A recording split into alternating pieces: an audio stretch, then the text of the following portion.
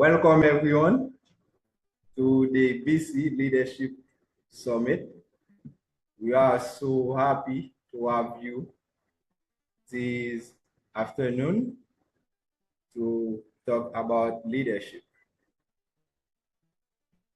Today's sessions, we are going to have two amazing speakers who will guide you and inspire you to elevate your leadership to a higher level and this new year 2026. Wherever you are joined from, you are welcome and you are in the right place. You are in the right place because if you can elevate your leadership, if you can become a better leader, everything else will become better.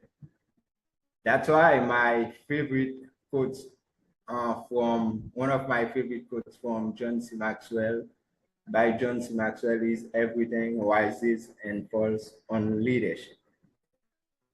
The impact of leadership is very critical in this world, and we need more leaders.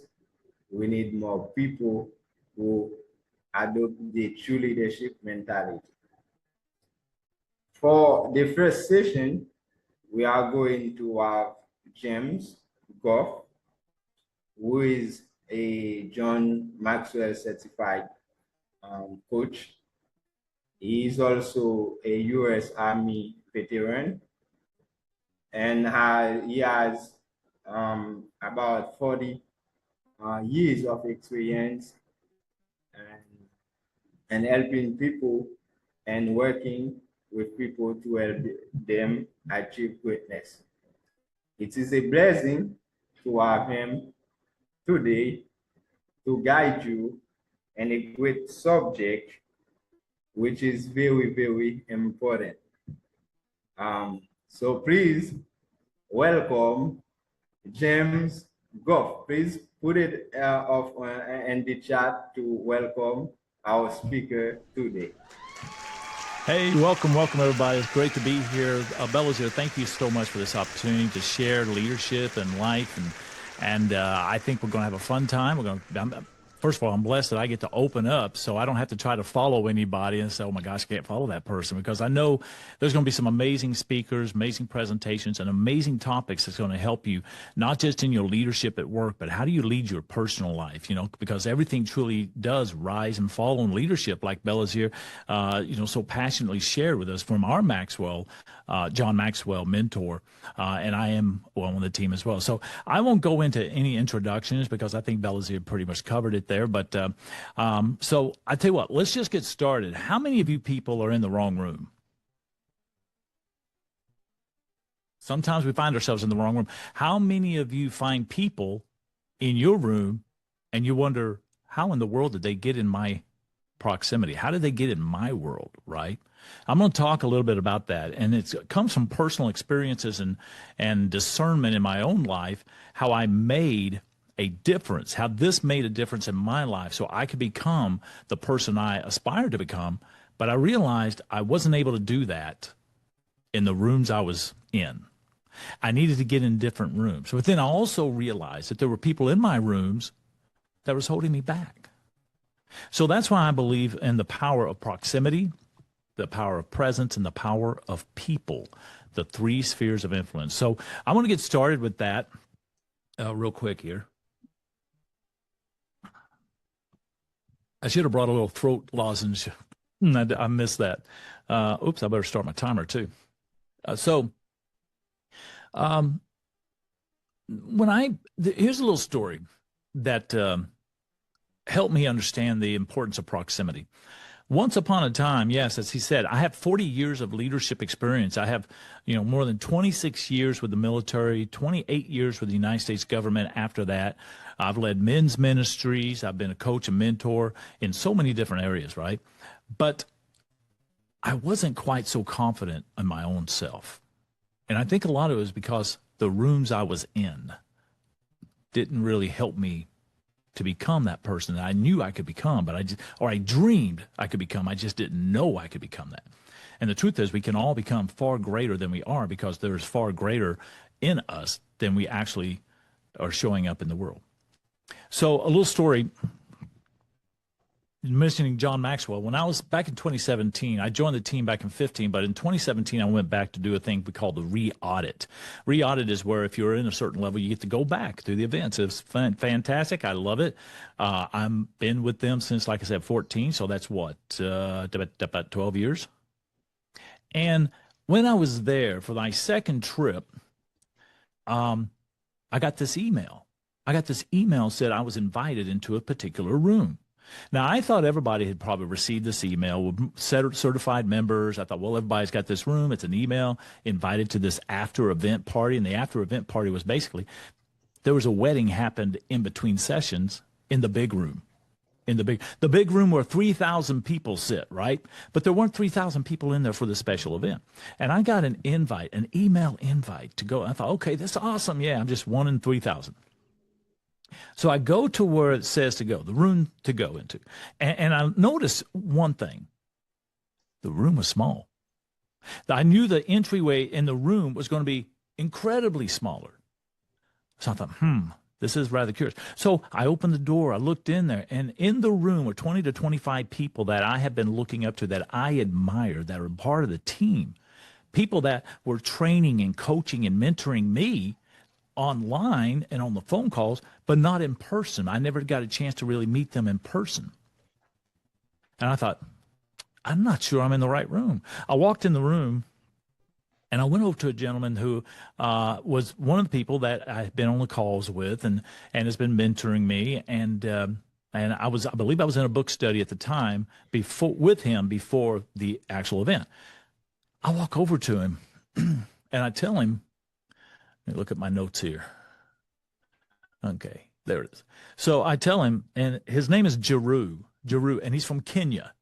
And so every time I'm on the phone, we are long since become great friends, mentoring both each other. Actually, now we both really support and mentor each other. But he's from Kenya, so I always use my best Kenyan accent. So if anybody here is from Kenya, type Kenya in the chat. Let me see that. Let me see if anybody here is from Kenya.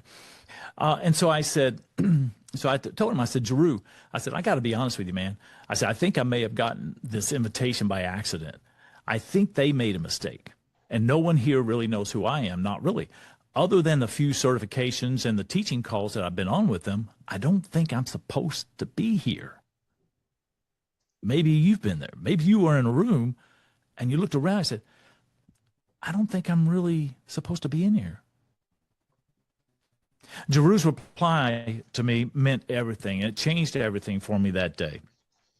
What he said to me, he said, let's get that up here, the jumping around here. Okay. Forgive me. My notes are jumping. I don't know why. It's probably the internet. There we go. All right. Anyway, so he told me, he says, okay, now I'm going to use my Kenyan accent, okay? So forgive me if I get it wrong because I'm from Texas, okay?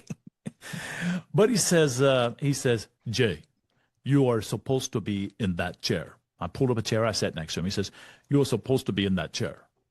That chair belongs to you. And then he goes on, he says, others may have been invited. Now, I'm going to switch now. Others may have been invited, but you are the only one who chose to accept it and show up. I want to emphasize that. You chose to accept it and you showed up. How many times have people invited you into their room, but you chose not to accept it because of your self-limiting beliefs and you failed to show up? I know that was my story many times, many opportunities, but I didn't think I was qualified. You see, we tend to disqualify ourselves before we give someone else a chance to disqualify us. We already pre-disqualify ourselves. When the truth is, we are more qualified to be in more rooms than we can imagine. Proximity matters. He tells me that I was in the right room. And that's when he and I became really good friends. And and I started connecting with people. I went to the free bar there and had a drink and started connecting and mingling and networking and getting to know these people and them getting to know me. And I showed up first with an imposter syndrome. How many of you have walked into a room with an imposter felt like I'm an imposter, I shouldn't be in here? But as I started to really connect with them, I started to feel a little bit more comfortable. See, I never would have gotten to that place had I not had someone tell me, you belong in this room. I made the right choice. The recording has stopped. And, okay, said something about recording had stopped here in my headphones. Okay. And so then, hopefully we're still recording. Belazier, let me know if we're still recording. I'm going to keep going. I see folks. Folks, y'all still on the line with me? Awesome. Okay. All right, so I'm going to keep on going. So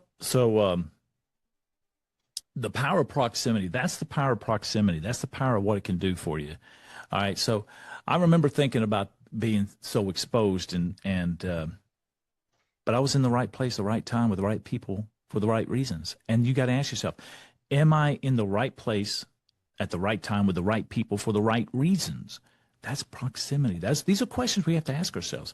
We find ourselves in accidental rooms instead of intentional rooms. Okay.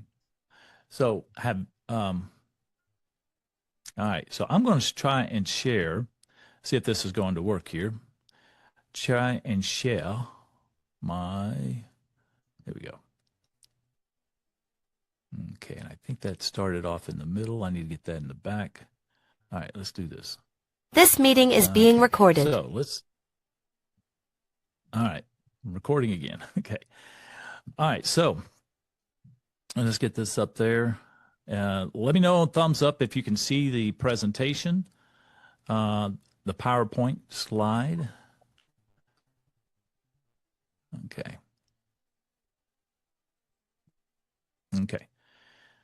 So leaders must intentionally choose their environments, fostering growth, innovation, and strategic alignment. Now, when we say leaders, I want you to understand leadership is in all things. The first person you lead is yourself. So apply this in your personal life. When I was a military instructor at a senior leadership academy, the one thing I always taught them was the leadership practices, principles, and philosophies that they learned to be better soldiers and better leaders, apply at home. Apply at home. They apply in your community. And they apply to self. So I want you, when you see the word leader, I want you to also say life, my leadership, okay? The core principle also, choosing your environments, reflect on environments that, do this again, okay. Reflect on the environments that challenge versus those comfortable, but they're stagnant, okay? Sometimes you're in the wrong room because you feel like it's not growing, you're not growing. Assess the purpose behind the current environments, right place, right time, right people, right reasons, okay? Growth, do they grow you? Are you contributing? Many times we go into a room and we want to get. I was the president of a network chapter once upon a time. And the one thing you learn in a networking group when you're part of a chapter is you're not there to sell each other. You're there to help and support them in their business.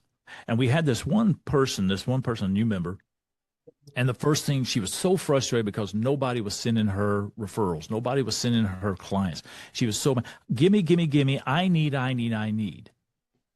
That's not how you enter a room. And in fact, that's definitely not how you stay in the room. You've got to be willing to contribute, to give. So always be willing to give something before you ever ask. As a matter of fact, all my meetings, I'm always giving, and the ask will come later at a separate meeting if the relationship continues. I want them to always feel like they were walked away with something they can start applying immediately in their life, and I didn't ask for anything. And that's what you want to do.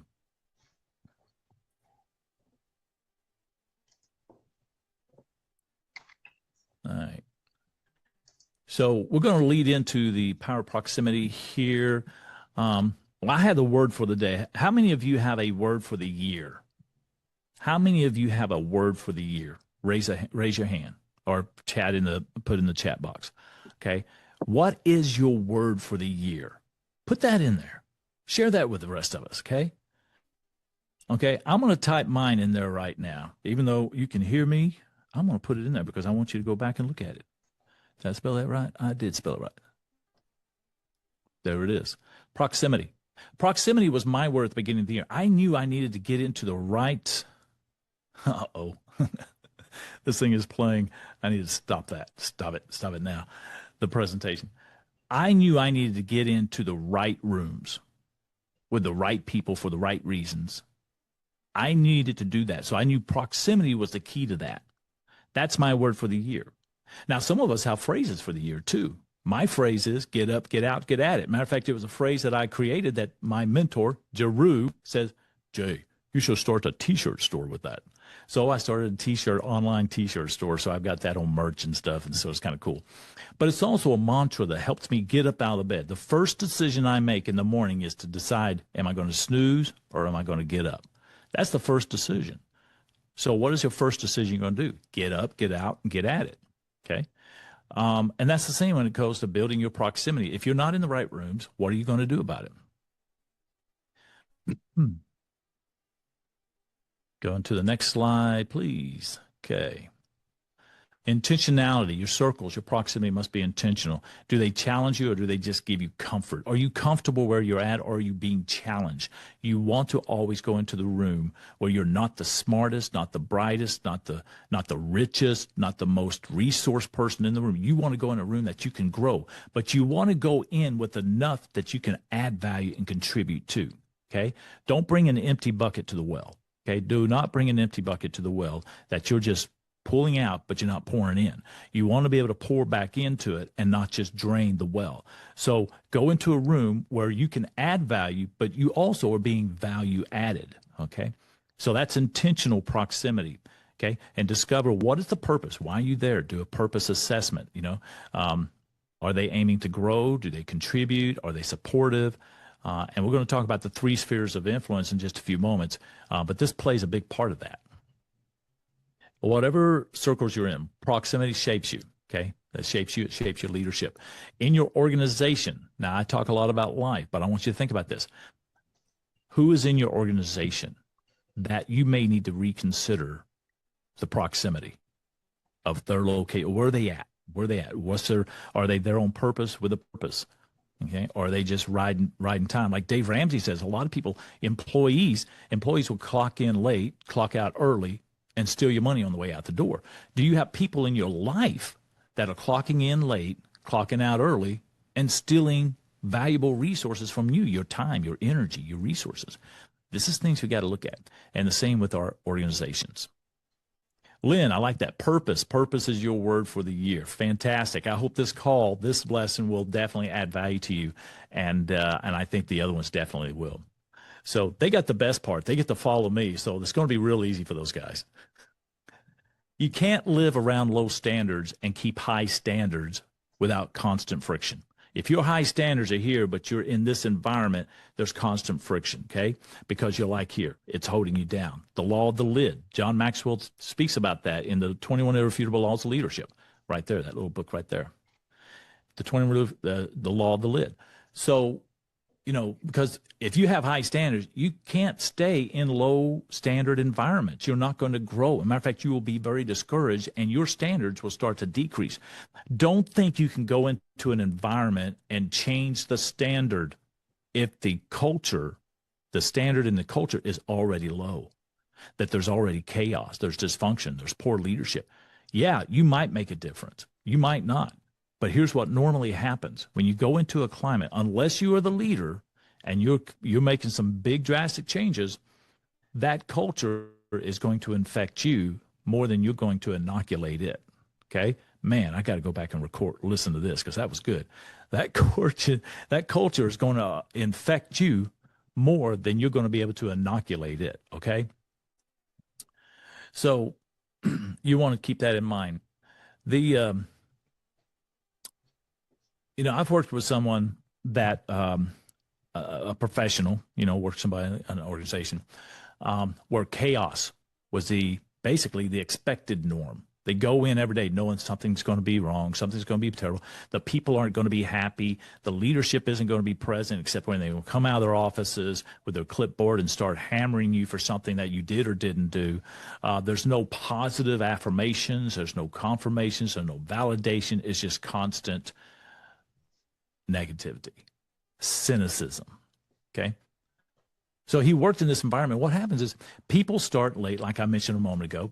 Deadlines don't get met. Accountability seems like it's more of an option than a standard, and true leadership is non-existent. So what he did, though, when he moved to a different environment, is totally different for him. He says, I can't handle this. Why? Because people don't leave jobs. They leave people. People do not leave jobs. They leave people. Now, some people leave a job because they're using it as a stepping stone to get them to the next place. I'm going to learn here, and I'm going to grow, and I'm going to go to my next level. They have a process, a plan for their life, right? And that's part of the process. But most people will leave a job because of the person. It could be the people that they work with. It could be the people they work for. It could even be people that work for them. It could be leaders leaving an organization because they just can't get the people on board. Now, that's not a people problem. That's a leader problem. They need to learn to develop how they lead, develop how they communicate. How do they connect, as John speaks? Communicate and connect. Connecting is something that I love to do. My wife will tell you, no matter where I go, whatever environment I'm at, I don't care if I'm pumping gas at the gas station or I'm going into a corporate executive office for a meeting, I am always looking to connect with people, because I know that they have something of value to add to me and I have something of value to add to them. They just don't know it, and I just don't know it yet. But you never know it until you start making the connection, right? So I love to connect with people. That's why I'm on the President's Advisory Council too, because I get to connect with people around the world and welcome them to the team on phone calls. I love that. We probably talk longer than I should, and they should, but that is it. So they get into a new environment. People start on time, and they seem genuinely happy to be there. People come prepared for the day, and they come prepared for the meetings. They're excited to be there. They find purpose and value where they're at because people have fed into their purpose and value them. People that value people will get that return on that investment of that value. Okay, so if you're a leader, are you valuing your team members? Are you valuing the partners in your business? I don't like to use the term employees. I think it's kind of diminishing of their value. I like to use the term team members and partners. And think about this. If they weren't there, your organization would not succeed. It would not exist. You've got to have people for it to exist. So let me stop mirroring this for a bit. I think you see me, but you don't see me. Now you see me. Then you didn't. Now you do. And so that's what we want to focus is how do I establish that relationship with my people? When in those kind of environments, you find out that people actually sleep better, they work better, they communicate better. You're going to get more from them. They're going to be more committed. Okay. I have this saying I always love to say that the difference between a boss and a leader. A boss is a bully on supervisory status. Okay, that's an aha moment for you right there. A boss is a bully on supervisory status, BOSS, right? I'm writing a book on it. I've got a program on it, and it's fantastic. I've used this, and many times I've spoken to audience, and I've found people always come and say, you know what? I didn't realize I was actually a boss to my family. I didn't realize I was really being a boss to my team members. I was being a boss to my leaders. Yeah. Okay, you've heard of lead up, not boss up. That's why, and from now on, people don't like to use the word boss. Boss is a negative connotation to it. Instead, I'm a leader. And as a leader, I can influence. You see, leaders influence for commitment, whereas a boss will intimidate for compliance. That's the thing. Do you want your people to be compliant, or do you want them to be committed? That's where leaders influence. Bosses intimidate. It's a choice we all get to make. Proximity creates opportunity, not just performance, okay? Here's a reality that we all know but don't always say out loud. Opportunity does not only come to the most talented person. You can think of that. Somebody knows how to do a job better.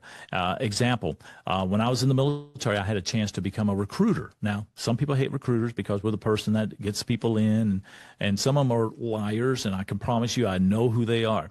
I have never been that guy. Matter of fact, I was the most successful. In fact, I was the most successful recruiter for other branches, but not the branch I was recruiting for. And the reason is because I got to know the people and I got to inspire them and encourage them and get to learn more about them and say, okay, you know what? This isn't really what's going to serve you in the future. You need to go and speak to the guys in the Navy. Now, I was Army, right there. Okay. It's kind of blurry. I was Army, still am. But I would send people to the Navy. I would send them to the Marines, to the Air Force. I would send them to the Reserves or the National Guard. I would send them to other places because I said, that's where you really want to go. And then here's the plan you need to develop as you're there and moving on. And so I was the most successful recruiter for other branches except my own, right? But here's what I know. I got the job because I was not the most talented.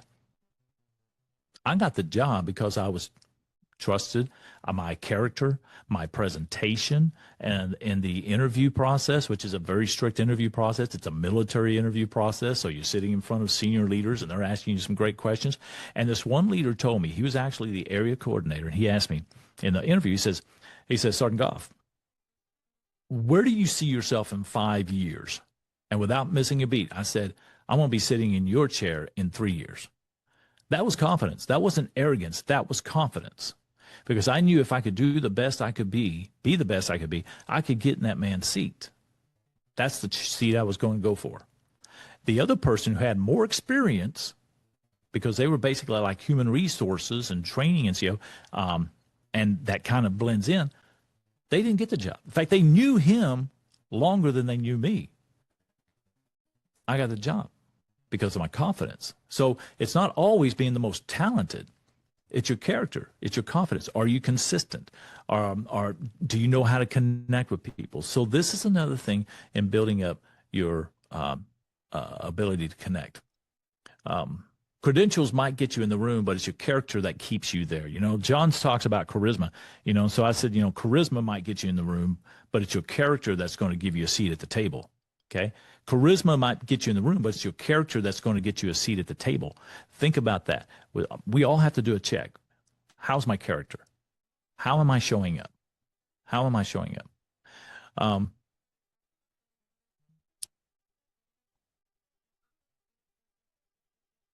right. So the proximity principle. We need to do a proximity audit. There's one of the things, a program I have, is based on this whole program, which you're only getting nuts and bolts here right now, but we get into the full thing, the program. But proximity, there's an audit for proximity. There's an audit for presence and for the people aspect of it. But for the proximity audit, you got to ask yourself, what rooms am I avoiding because they stretch me? Right? They take me out of my comfort zone. This is a question to ask yourself. What room are you avoiding because it would stretch you? Who do you need to get closer to this year? Somebody that is further along than you, that has more experience, that you can really glean and ask them to mentor you. Who do you need to get close to? Okay. What standards do you need to be exposed to consistently? We've all heard the thing, we are the 5 people that we surround ourselves with, right? Jim Rohn, we've heard it probably ad nauseum. We are the 5 people, the summation, the culmination of the 5 people we surround ourselves with. But we are also the culmination and summation of the things we surround ourselves with, the media we surround ourselves with, the thoughts, we are basically a culmination of our experiences, our education, and our environment. And we have to be intentional about assessing all 3 of those. And when I speak of education, I'm not talking just academically. I'm talking about, what do you know that maybe somebody else doesn't know that you could help them with? What do you don't know that somebody else knows that they could help you with? Always increasing our level of, and that's why we read books. I've just got a few here on display right now. But I've got a ton of books, audio books, Kindle versions, hardback, softback, always learning, always growing. Leaders learn. If leaders aren't learning, they're not really truly going to raise their lid. And if you don't raise your lid, you cannot lift the lid of those you lead. Okay? So proximity gets you close, but presence, we're going to go into presence now. Presence will determine what happens when you get close to them. Okay? How am I showing up? All right. So are we all good? Everybody good? Everybody checking in? Everybody give me a thumbs up. Hallelujah. Woo. If you're still in. All right. Oh, I like that. The little pop-up.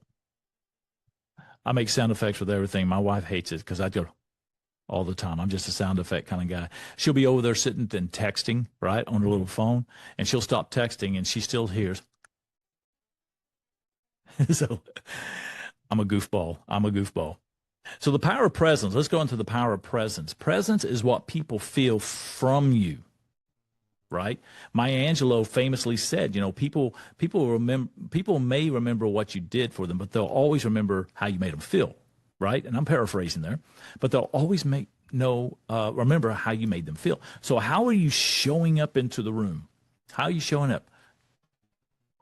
Okay. Are you showing up in your presence of the ability to show up and to be there, actually present? How many of you are in personal relationships where you need to increase and improve your presence when you're with them? Instead of getting together, hey, let's go out on a date. Oh, don't forget to bring your iPhone. Don't forget to bring this so we can be on this the whole time. We're supposed to be paying attention to each other. We've gotten away from that. We've gotten away from that as a society. And this isn't just in my country, the grand old US of A. This is around the world. We're all connected to this as if it's a lifeline, okay? It's a valuable tool, but it shouldn't become a relationship. We have relationships with this. This is a tool. So when you're with somebody, are you distracted or are you focused? Do you bring peace and clarity when you walk into a room? Think of that. As a leader, do you bring peace and clarity when you come into a room? Or do you bring pressure and confusion?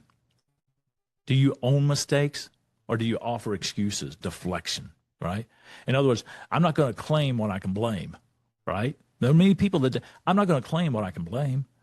How about we claim responsibility? That's what real leaders do. Real leaders will claim responsibility for the things that may not have gone well, but they'll always give credit and pass that credit off to other people, to their team members, of things that go well. Okay? Do you own your mistakes or do you offer excuses? Do you bring solutions to the table or do you just exasperate the problem? If someone comes to me with a problem, I'm always going to ask them the same thing. Do you have 3 solutions? Do you have 3 possible solutions? With my kids, now my wife and I were a blended family. I call it the big, beautiful bunch, okay? We are a blended family. We have 8 kids between us, 4 son-in-laws, 1 daughter-in-law, and 20 grandchildren. Yeah, 20. I know. I don't look that old, right? I told them, I said, you guys got to stop. Christmas is getting expensive, okay? But I even asked my kids when they say, hey, Dad, we got a problem. I got a problem. I said, oh, fantastic. What kind of solutions have you come up with? Let's talk about the solutions. Then we go through the solutions. We pick out the best solution from the 3. And I said, always give me 3. Even if you got to make the 3rd one up. 3 solutions, right? Be that person that goes into the room. If you have a problem, a challenge, try to come up with some solutions. We're always going to need somebody else to help us solve it if we can't solve it ourselves. But we should always show up to the table and into the room with a potential solution. Now, when people come to you, help them navigate that. As leaders, we're all coaches. So you need to learn the fine art, the skill of how do I coach? How do I coach my people? As a parent, how do I coach my kids? As a grandfather, how do I coach my grandchildren? Don't just give answers, coach them so they can own the solution. And when they own the solution, greater pride, greater confidence is established, and trust in you increases. Okay. Also, the higher that you go up the ladder, the more leadership becomes emotional management. We're talking about presence, right? We're talking about presence. So emotional management. EQ, emotional intelligence. I already know how I'm going to show up when the opportunity presents itself. I already know how I'm going to show up when the opportunity presents itself. Think about this. Here's an example. You're downtown and some drunk comes at you. Let's just say a drunk comes at you. You're downtown, you're just minding your own business, you have a good time, and a drunk walks up the sidewalk to you, and they decide they want to fight. If you have not already predisposed yourself and pre-trained yourself on how to defend yourself, chances are you might get the bad end of the deal, no matter how drunk they may be. You might get in a good lick or two, but because they may have more experience because, well, if they're drunk, they've probably gotten a lot of fights already. You have to train yourself. In the military, you have to train yourself before combat. You don't wait till boots are on the ground and say, okay, well, how do I fire this weapon? How do I find my way north or south? You know, how do I protect myself? You don't wait. So it's the same thing in leadership. I got to prepare myself and how I'm going to respond in any situation beforehand. That's why leadership development and training and coaching is so important. People get a position and they never learn how to lead. Okay. So that's vital. Let's see. That went way up there. Okay. I got my notes up here. So what's he doing? All right. Emotional intelligence. Okay.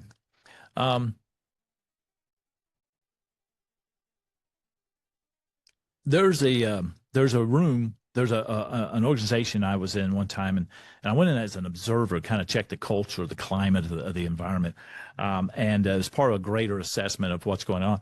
But what was going on is, and I sit and I'm just an observer. Now, first of all, people, if they see you in there, they think, oh my gosh, who's this? Is this another supervisor? Is this, who's this guy? Is he part of the, who is this guy, right? But I try to be, I connect with people. I connect with people on the floor. They get to know who I am. But I'm stepping back and I'm observing. Well, they held a meeting. And as soon as this meeting started, right, immediately you could tell that the culture was very chaotic and very high stress. One of the leaders, he came into the room and he was very defensive immediately, talking loud. He was talking fast. He started blaming others for anything. I want to know who did this, who did that, and basically trying to deflect any responsibility of the challenges onto everybody else except himself. Immediately, you could feel, I was tensing up. Everybody was like, oh, this is pretty, you're tensing up. You're like, my gosh, what's going to happen? But people already knew what was going to happen because this person already presented himself before he walked into the room. People knew who he was. They knew how he responds, how he acts. Another leader in the room, sitting there very calmly, said, here's what I own. He owned his response. Here's what I missed. Here's what I'm doing next. And here's what I need from you. See, he took ownership of what was going on. Here's what I noticed was going wrong. Okay, I'm to blame for that. I was overlooking that. I looked over that and I missed something there, right? So here's what I'm going to do. I have a plan. But I'm going to need your help. See, that brings a team into it, a connection. I'm not the know-it-all. I need your help too. Even if you know how to do something as a leader, invite your team in. Give them some credibility. Give them some opportunities to grow, empowerment. Okay, so that is that there. People will follow your actions if they can follow your attitude and your approach. If they can follow your attitude and approach, they'll follow you. Okay, if you got good character, they'll follow you. Some markers for positive presence when you're present. This is in personal relationships. This is for your professional relationships. Okay, attention. There's 4 markers. Attention. Be fully present. Okay, make that eye contact. Okay, active listening. On my coaching calls, on my forms, I always put the big L up in a circle in the upper right corner, and then I put a question mark below that to remember to ask questions. Okay. Most of my discussions and my coaching is me asking questions and listening and asking questions upon what the responses are to get them to a deeper level to what it is they're trying to achieve. So that's one thing as a leader. And no multitasking. Like I said, if somebody needs your attention, give them your full undivided attention. No devices. When we have dinner every week with some friends and family, we always make sure we check our phones at the door. Okay? So there's no distractions. When my wife and I go out on a date, we put our phones away because we need to be focused on each other. Okay. Ownership is the second marker. Ownership. Take responsibility. Take ownership. Jocko Willing wrote an incredible book called Extreme Ownership. He's a former Navy SEAL. He has a podcast. He has a leadership consulting business now. But the guy's phenomenal. Jocko Willink, Extreme Ownership. Get the book. I can't emphasize that enough. Courage. Speak truth and respect. Speak truth, even if it hurts. See, there's a way to deliver a constructive criticism, if you will, without it being harmful or hurting or offensive. Okay. Now, I'm not of the mindset of like, I'm going to handle people with kid gloves. Okay. That's just, it's not who I am. And I have not seen where that was very successful, because you just enable more behavior. You have to be direct. You have to be honest. You have to be, hold them to it. But there's candor with care. I want you to think of that. I want you to remember that. When I approach somebody and there's a challenge, I need to approach them with candor and care, candor and kindness, if you will. Okay. And then the fourth one is consistency. Leaders need to be consistent. Be predictable in your character. Okay. People will come to expect the version of you that they consistently get from you. I'll say that again. People will come to expect the version of you that they consistently get from you. Remember me talking about the leader who walked into the room blaming everybody and just loud? People expected that. They expected that to happen, right? So, and the real leader in the room was calm, cool, collected, and brought them into it, okay? It's easier to command a room when your positive presence precedes you. It's easier to command a room when your positive presence precedes you. So here's a doorway decision for us to make, the doorway decision. What and who am I about to bring into this room? When I go in to speak to somebody, I prepare myself mentally and emotionally before I ever have a connection. What am I about to bring into this room? What am I about to bring into this discussion? And who am I bringing into this discussion? Do I need to be direct? Do I need to connect? Do I need to offer discipline? Do I need to offer options? Who am I bringing into the room? And then how do I communicate that? That's very important. Think about this. How do you want to be communicated to? That's how people want to be communicated to by you. Okay. So don't go in there. Are you going to be stressed? You're going to be calm. You're going to be cynical. Are you going to offer confidence? You know, are you going in there? Are you going into the room in humility, or is your ego going to boost itself? Here's a quote I want you to put down. It's by your friend, Coach Jay, right here. Prepare yourself before you present yourself. I'm going to say that again. Prepare yourself before you present yourself. That's valuable because you need that in your personal relationships too. Okay. All right, now we're going to talk about the people, the power of the people. I'm going to try and knock this out one. This one here, because I want to value your time. The power of the people, okay? And I'm the power of the people. It's not that kind. I'm talking about the power of your influencers, your circles, right? The inner circle. This is the circle. And let me see if I can get this back up here. I'll just do this one here. Walking down the street. All right. So let's go back here. Where's it at? I don't know if you can see that up there. Okay.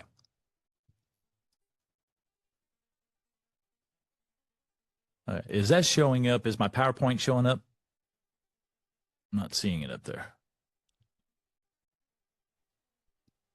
Okay, it may not be showing up. All right, we'll just forget that then. Wait, nope, we're going to try it again. That's what we're going to do. All right, all right.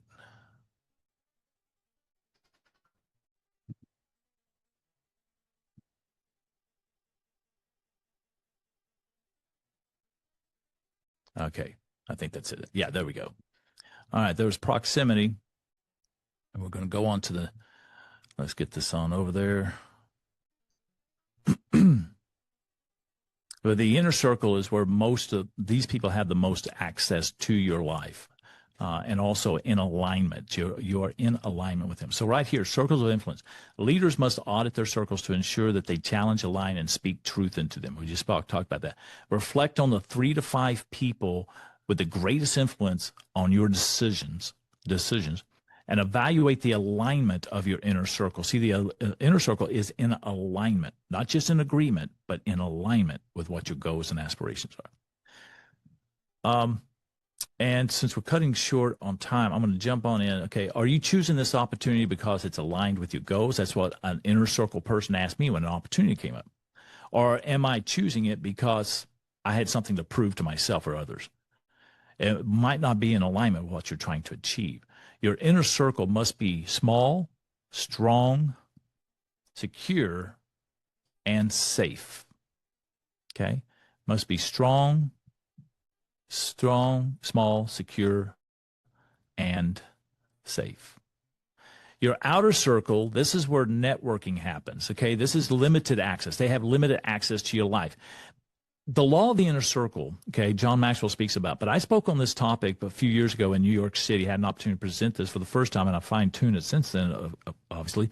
But your outer circle is people that you have communication with, you have connection with every day, but they don't have the access as your inner circle. You know, Jesus Christ in the Bible, and I'm just sharing my faith with you, but Jesus Christ in the Bible, he had an inner circle. He had the outer circle. There were 72 in Luke that he sent out, 72 disciples. But he had his 12. And in his 12, he had 3. He had 3 that he was even closer to. And that was Peter, James, and John. So you have to be intentional. He was very discerning, very intentional about, are you being intentional about your inner circle, the outer circle of people that you connect with every day, okay? You collaborate, you make connections with them, okay? You don't overshare things with them. People sometimes are looking to connect with people and validate, and they'll share too much with someone that really hasn't earned that privilege to be in the inner circle access with those things. The out of the circle, this is something I really love. I thought about this when I came up with it. There are some people that just need to be eliminated from your circle. In your organization or in your personal life, you have to have boundaries. Now, it doesn't mean that everybody gets I'm sorry, you're out of my life, that's it, boom. But sometimes you need to offer or give an eviction notice. Give an eviction notice. I'm sorry, but you're done. And so how can you do this? Well, you can do this and not have to be so mean about it. Just tell them, say, you know, my life is in a different place right now, and this requires more. Or you can hand them off to someone, say, look, I can't do that for you, but let me hand you off to somebody that can. You know, you're giving a resource. So that's your out of the circle, right? But sometimes there are people that you just need to eliminate. And I had to do that from somebody that was very close. And once I did, things got better for me and for them. There's the accidental door policy. Most of us operate accidentally by inviting people in. We have an open door, front door, and anything and everybody just walks right in. Then we sit back and we say, why are they in my room? Who is this? They know a little bit more about me than I want them to know about me. And so that's why it's important to be very intentional about your inner circle, okay, and your outer circle. So I'm going to open this up now for questions. So if anybody has any questions at all, let me get this there. There it is. I like that little video. Okay, there it is. So if you have questions right now, please pop them in the chat. If you can come off unmute, raise your hand. That's a good way to do that, too, is just raise your hand. If you have any questions at all, we're going to wrap this up here in less than 2 minutes and move on to our next speaker. If I can ever be of service to you, you want to get in on a conversation, scan that QR code or screenshot it and scan it later. That'll get you a free 30-minute call with me. So, yes, Franco, you had your hand up? I don't know if I pronounced that name right or not. Okay, he's out. Okay.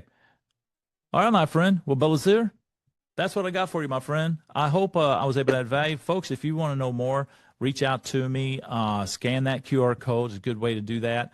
And I'm happy to sit down with you for a little while. And if you want to know more about this, or if you want me to come in and share with your organization this in a greater detail, let me know. Let me know. Reach out to me. Okay, I'll hear me now. I can hear you. It's Tim Panso as the question. Okay, you can go. Go ahead. I have a question. Just I want you. Can you tell me more about who the leader, a leader when the leader choose. Okay, how the leader can choose is collaborators. How can they choose who to collaborate with? Is that my understanding of the question? How did you choose who to collaborate with? Are they in alignment with your goals? Do they add to your culture, your office, your business? Do add to your life? Do they add to the team?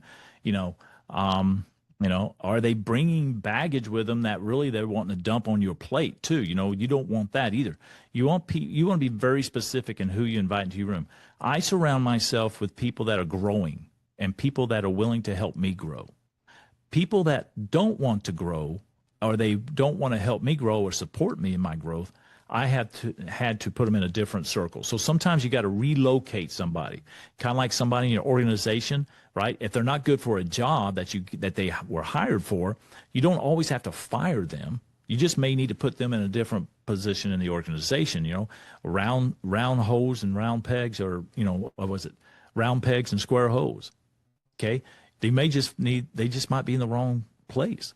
So you got to really do an assessment, and I have an assessment for that, actually, how you can really determine that, and it's going to help you to really make that determination, and you'll be able to fill that out. I did send. Now, I don't know, Belazir, I sent you that workbook, so I don't know if anybody got a copy of that workbook, but go in there and check that out and fill out those blanks. Use that just to grow yourself.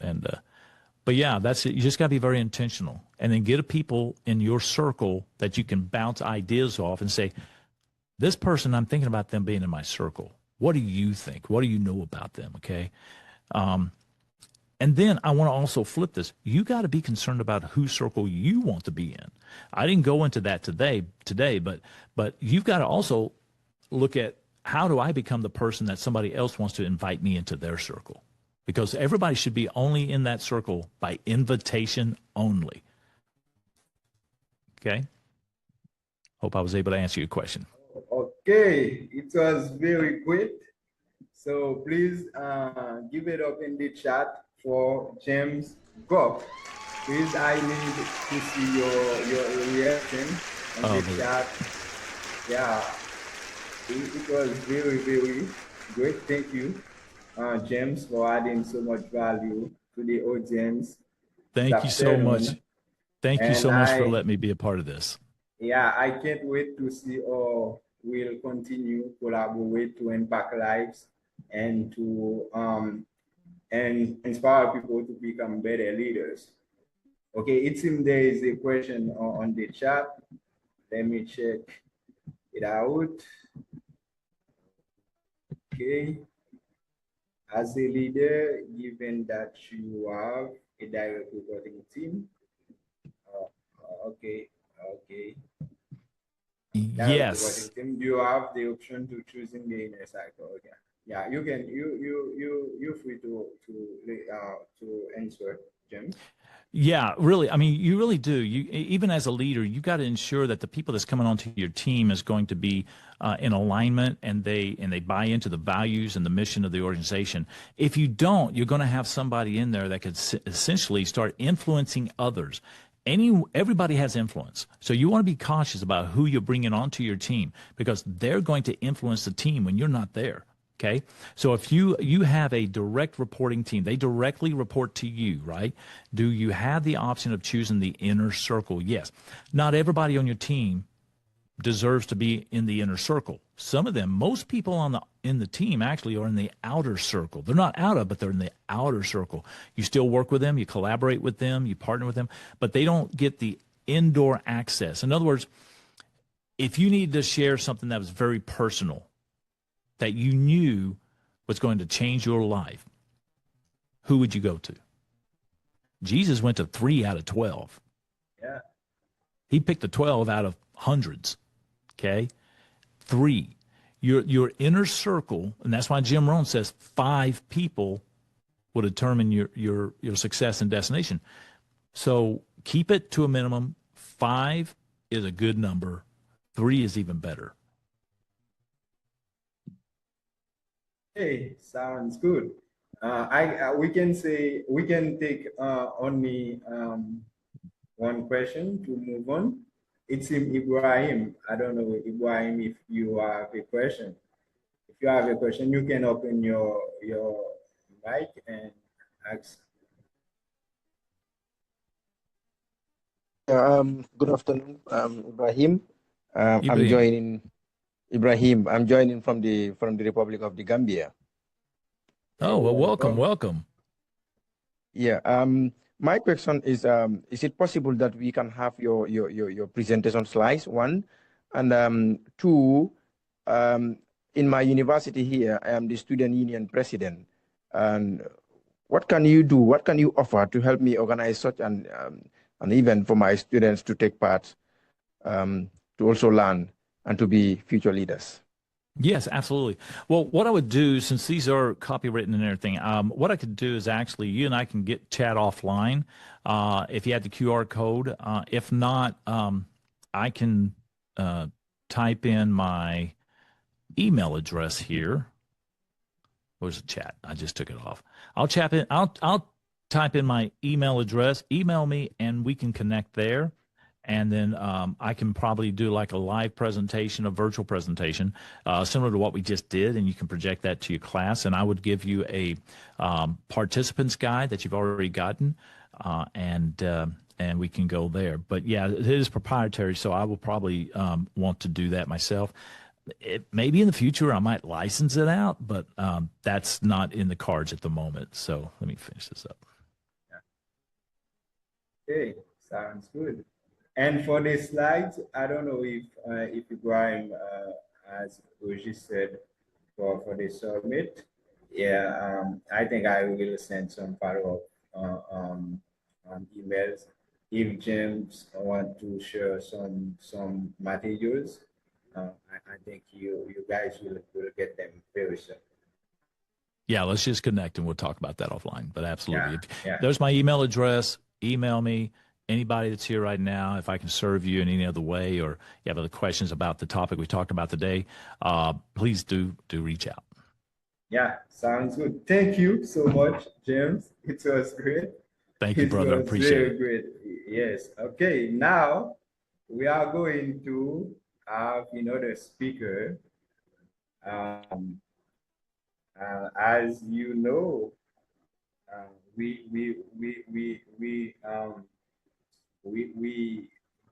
scheduled to have two speakers today, and now it's time to welcome another speaker. So please take some breath, and if you have some coffee or water, take some time to eat with yourself, to relax. And so, because we will be on fire with Daiwan Men. Daiwan Men is a John Maxwell certified coach. He's a speaker, trainer with over 15 years of experience leading complex IUX projects. Daiwan has worked with professionals across education, healthcare, IT, and insurance, helping leaders through their influence by mastering one essential truth: leadership is influence, and influence is built through connection. Today's session, Daiwan will lead us through this subject, which is wise above wooden. As we plan, Daiwan supposed to talk about self-awareness to raise your leadership level. After he reflects on it, he has decided to change the subject to lead you on another subject that which is wise above wooden. So it's a great honor to welcome Daiwan Man. Are you there, Daiwan Man? I am here. Can you hear me? Yes, I can hear you. Please give it up in the chat for Daiwan. Please give it up. I want to see your reaction. Thank you so much, Belisar. It is great to be here. I am so excited to be able to speak to you today on Rise Above Routine, as Belisar kindly introduced me. I'm just getting my screen set up here, so give me one moment, And I will be right there. Okay, I can see you now. I can see my screen. So thank you. Thank you so much, Belisar. Today we're going to explore how to rise above routine. And what I want you to do is embrace purposeful growth in this session. You know, many professionals, many leaders, they stay comfortable, but real growth begins just beyond your comfort zone. I'm going to cover 3 principles today: courage, consistency, and taking bold action. And that's going to unlock lasting personal and professional growth. You know, one of the things that I've learned over the years is that growth doesn't happen by just hearing good ideas. It happens when we take time to reflect on the things that we are learning. And that's actually why I created something called the Rise Above Routine Self-Reflection Checklist. It's a simple tool that will help you to turn learning into personal growth. And we'll come back to that a little bit later. But I want to leave you with this promise. You're going to leave today inspired, equipped, and ready to take your next courageous step. So let's go ahead and get started. And this is going to be a very engaging and interactive session. So I'm going to ask you to comment in the chat. I'm going to ask you at some points maybe to even get off mute. And if you can, I don't know where you're at, but if you can, show your face. I want to see some faces out there if you can. I know that some people you may not be able to, but if you can, show your face, and that will help me to engage with you and help you to engage with me. Thank you. Thank you for showing your faces. I appreciate that. So my first question, I want you to answer this in the chat, is what is a comfort zone? What is a comfort zone? What is a comfort zone? I want to hear that in the chat. What is a comfort zone? Okay, let's see if we got some answers here.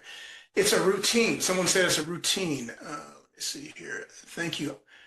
Thank you for that. A routine. That's right. Yes. Anyone else? What is a comfort zone? Yes. Perfect, Lynn. A comfort zone is where a person wants to stay safe. They want to stay safe. I love that. Safe and secure. James says safe and secure. That's right. So these are all great answers. This is what a comfort zone is. I want to hear some more from the chat. Safety. Yes, safety. Okay. Anyone else? Where you feel unthreatened, unchallenged. Wow. Hindu. That's powerful. Yes. Very good. Very good. Very good. So these are great thoughts on what a comfort zone is. And I want to share what I have kind of defined as a comfort zone. It is a state of predictability and low risk. It's familiar and safe, but it limits our growth. And thank you all for sharing. It will limit your growth. If you stay in a comfort zone for too long, it will limit who you become. So it's natural for our brains to seek comfort, but this is where growth stagnates. A caterpillar, it stays safe in its cocoon, but it must break free to become a butterfly. And so we're going to cover some powerful concepts today. And if you find yourself wanting to go deeper, I'm going to point you to something at the end that will help you to keep the momentum going. Here's what Neil Donald Walsh says. He says this, that growth begins at the end of your comfort zone. I don't think those that are on the right side heard that. Growth, it begins at the end of your comfort zone. So stepping out of the comfort zone often stirs up emotions though. When you step out of your comfort zone, it's going to stir up emotions like fear, anxiety, doubt, and overwhelm. But remember, every great innovator, every great leader, every great achiever, entrepreneur, whatever you are doing has faced these same emotions. So I want to hear in the chat, who are the innovators, the leaders, the achievers, those who want to make a difference in the room today? If you're those that want to make a difference, say, I want to make a difference in the room today. Type that in the chat. If you want to make a difference, you want to stand out. Type that in the chat. I want to hear from you.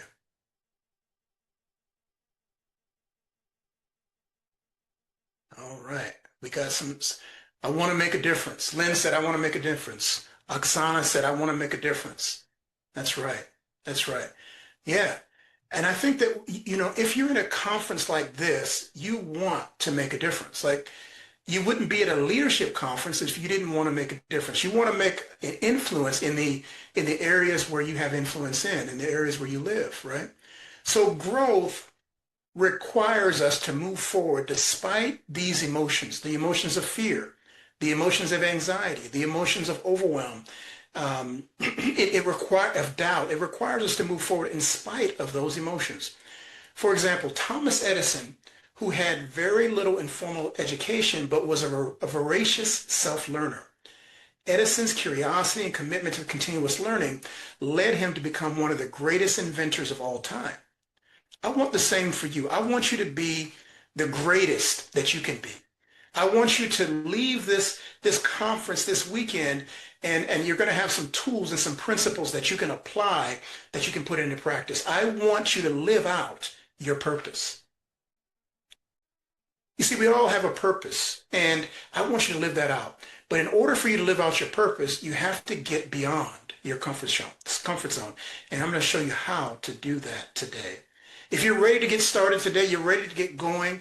I'm just getting started. We're just getting started. If you're ready, just say ready in the chat. If you're ready to get started, say ready in the chat. I see some readies there. Thank you. Ready. I see a number of readies there. So let's get started. And I want to talk first about the emotions when we step out of our comfort zone. When we begin to step out of our comfort zone, it's normal to experience these emotions. I talked briefly about them, but I want to give you a deeper understanding. So the first emotion is fear.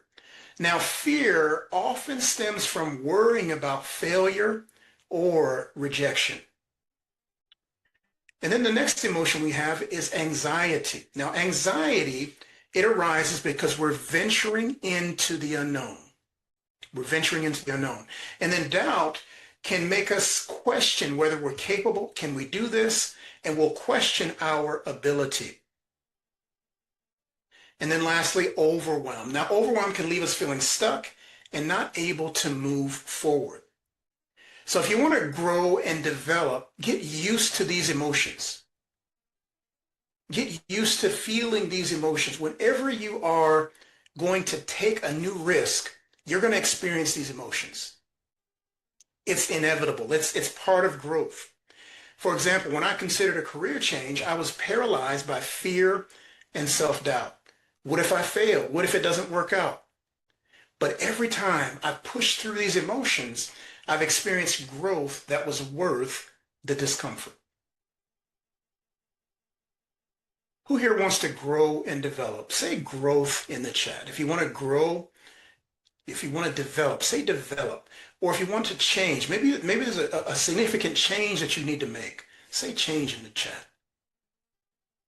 Remember, these emotions, thank you for sharing, they are not roadblocks. They are signs that you are on the right path. Let me say that again. These emotions, they're not roadblocks. They are signs that you are on the right path. And when you start experiencing these emotions, know that you are doing something right. You are doing something right. When you start experiencing these emotions of fear, anxiety, doubt, overwhelm, it means that you are pushing past or pushing out of your comfort zone. All right.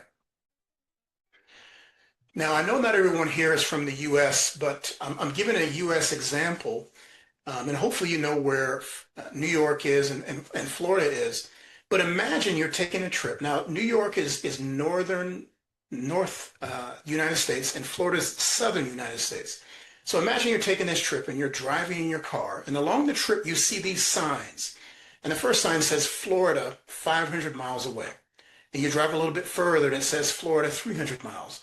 And you drive a little bit further, and it says Florida, 200 miles away. And then finally, you arrive. So think of those emotions that we talked about on the last slide as signs that you are stepping out of your comfort zone. So whenever you see fear It's a sign. Uh-oh, okay. I am stepping out of my comfort zone. I'm stepping out of my comfort zone. Or whenever you see anxiety, okay, that is a sign. I'm stepping out of my comfort zone.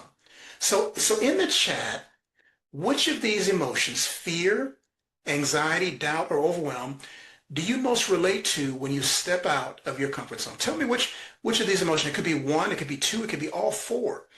Tell me these emotions that you experience when you step out of your comfort zone. Thank you, Lynn. Doubt. Doubt, yeah, that's one that I experience as well.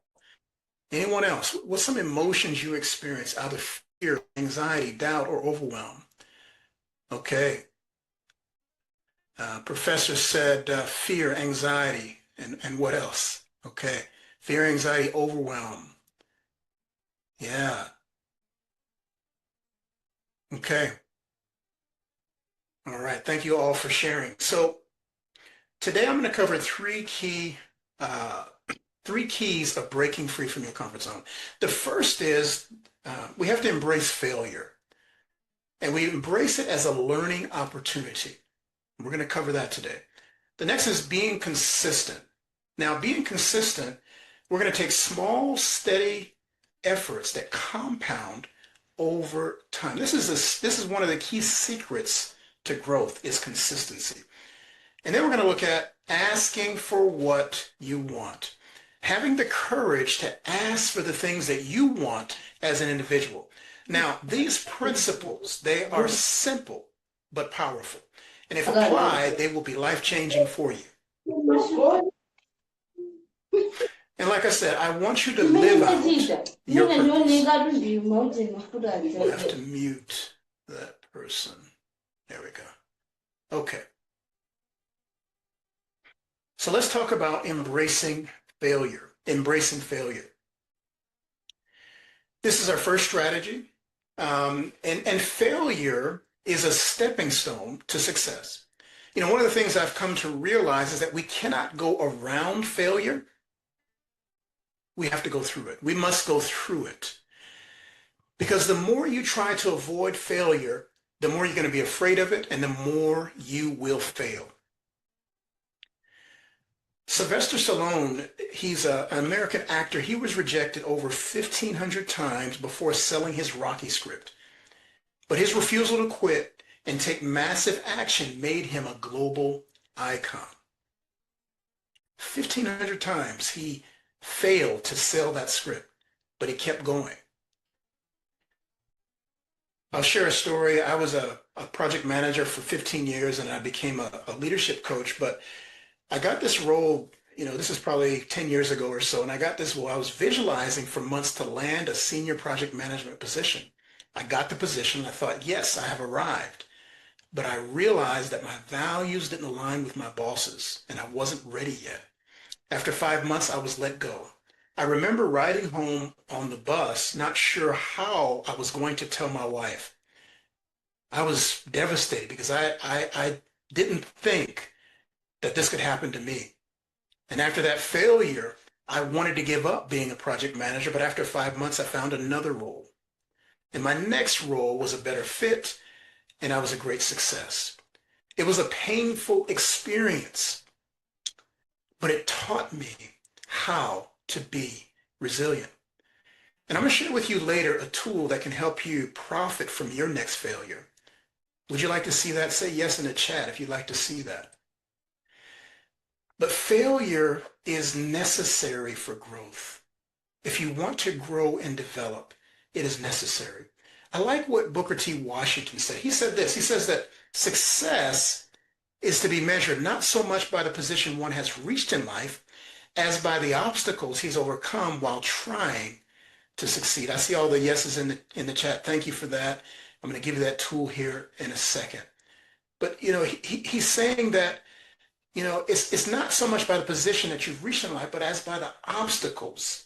So it's the failures, it's the setbacks, it's the things that you press through, the persistence, the resilience is what he's talking about.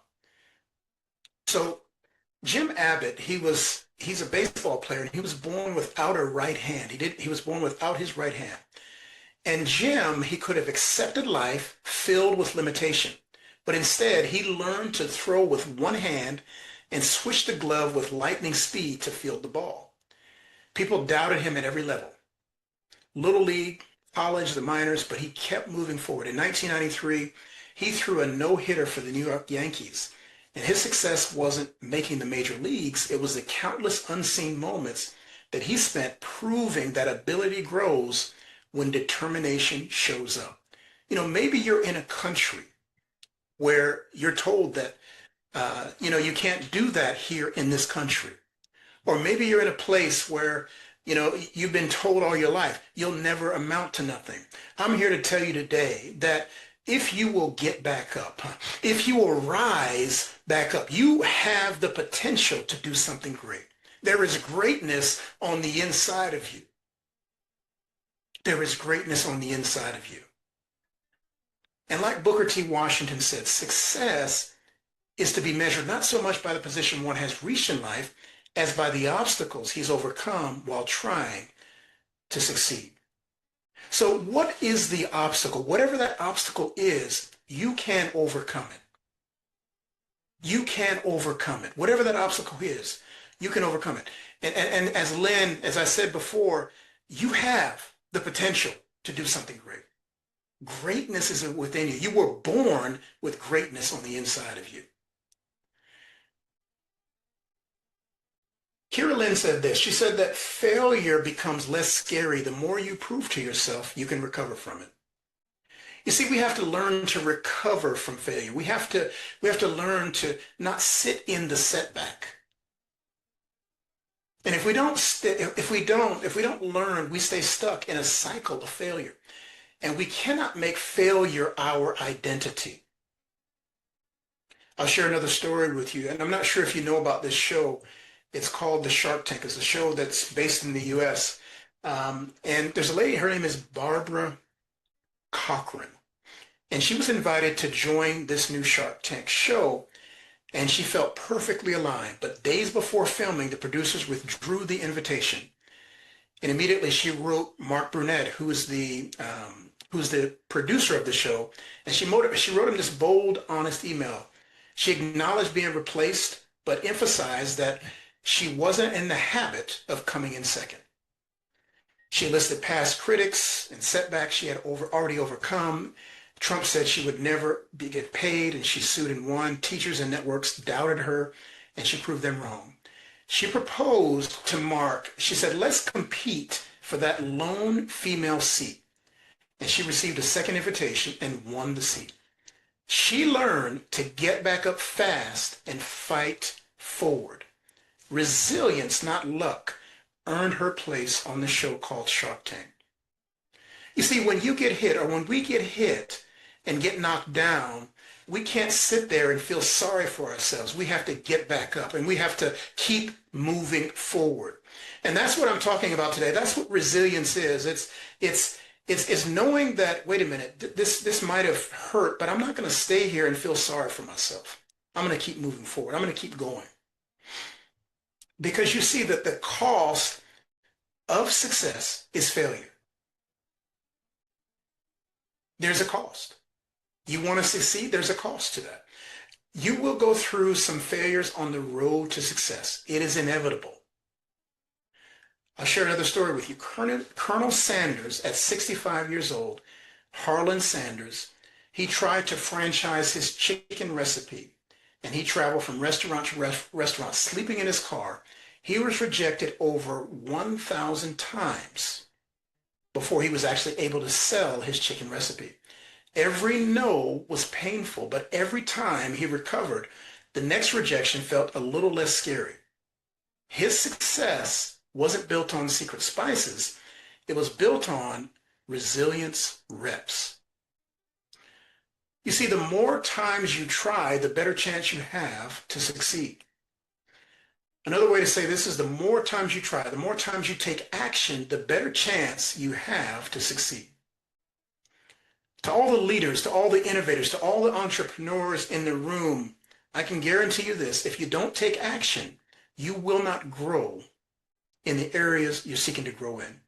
And the faster you're willing to fail, the faster you'll be able to succeed. So embrace failure. Don't run from it. Embrace it. The sooner you embrace it, the better chance you have to succeed. And as Kira Lynn said, failure becomes less scary the more you prove to yourself that you can recover from it. I'm going to share another story of failure. This is by James Dyson. Now, Dyson, he built 5,126 prototypes before completing the world's first bagless vacuum. That means that he had 5,125 versions that didn't work. But here's the lesson. Every single one taught him something. Every attempt brought him closer to the discovery. Today, Dyson is a global company because one man refused to see repeated attempts as wasted effort. So in the chat, how many of you have ever had a failure in life? If so, say yes in the chat. Have you ever had a failure in life? Say yes in the chat if you had a failure in life. And I know that most of you are going to say yes. And if you don't say yes, you're probably lying, because I think we've all failed at something, right? We've all failed. We've all had a failure in our lives. And it's not if we'll fail, it's what we choose to do with the failure that counts. And if we choose to do, if what we choose to do with the failure, that matters. So shortly, I'm going to share a tool that's going to help you to recover from it. Okay. This is a baseball example. And it's to show that even the best fail. Ty Cobb, he was one of the greatest hitters of all time, and he failed. But Ty got a lot of reps in, but he still failed. So I'm going to do a quiz with you. And in this quiz, I'm going to ask you, what do you think was Ty Cobb's career batting average? Was it A, 75%, B, 20%, or C, 36%? Don't look online. Don't cheat. Just share what your thoughts are in the chat. Was it A, B, or C? What do you think? I want to hear from you. Was it A, B, or C?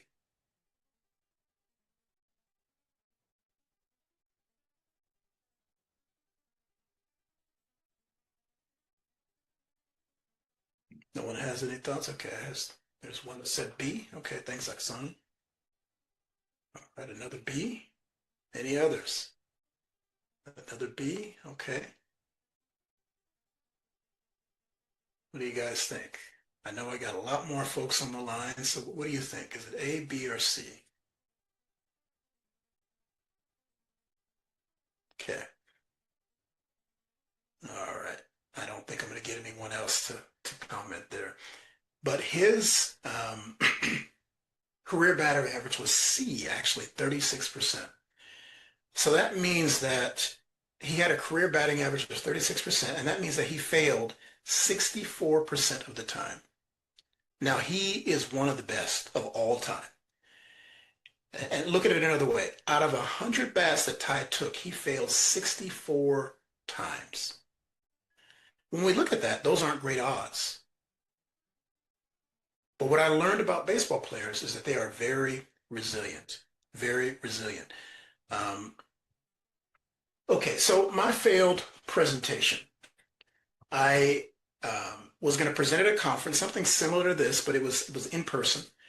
This was over maybe close to 20 years ago, and I was practicing with my colleague for our boss, practicing with my colleague for our boss and our other colleagues. My boss asked us, you should just do this before you go to the conference. Just do it as a practice. So we said, okay.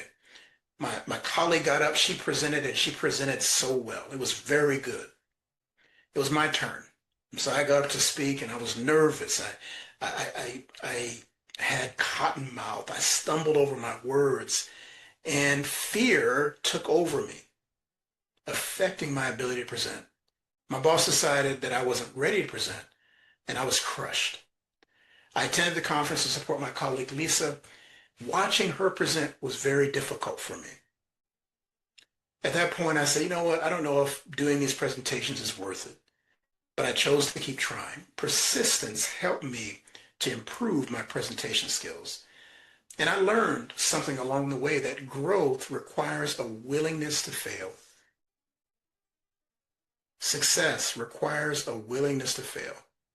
If we don't go through failures, if we don't go through setbacks, we're not really growing. We're not trying hard enough.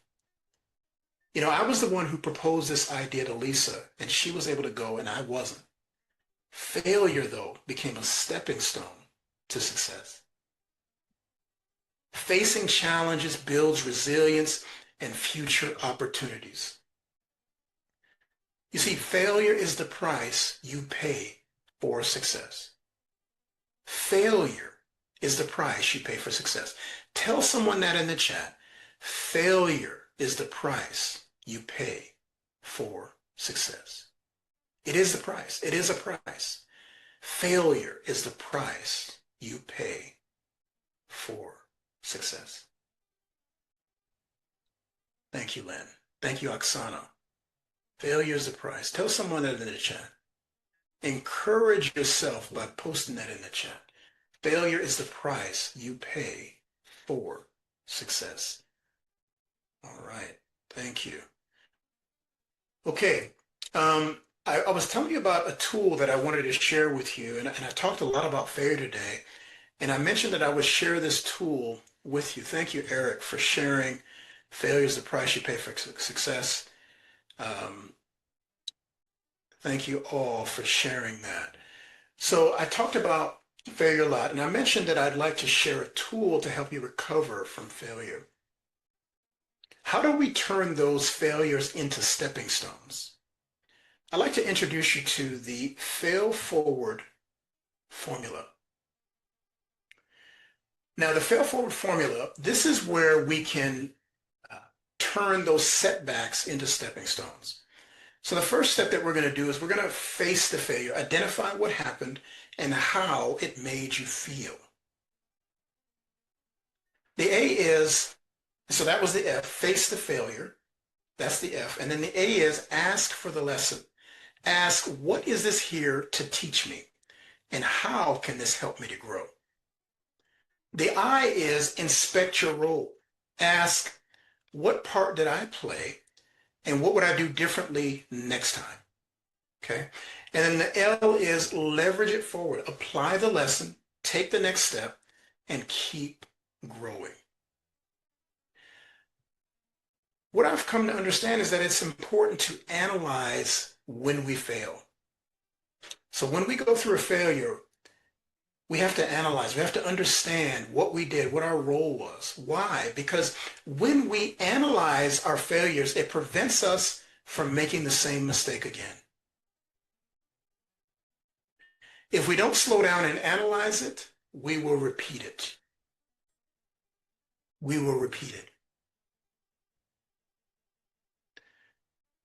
So let me just take you through what happened. You know, I mentioned a story where I failed as a senior project manager. So let me show you how that would work in this particular example.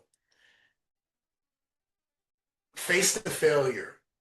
Identify what happened and how it made you feel. I was fired from my senior project management role, and it left me feeling ashamed, anxious, and overwhelmed. Ask for the lesson. What is this here to teach me?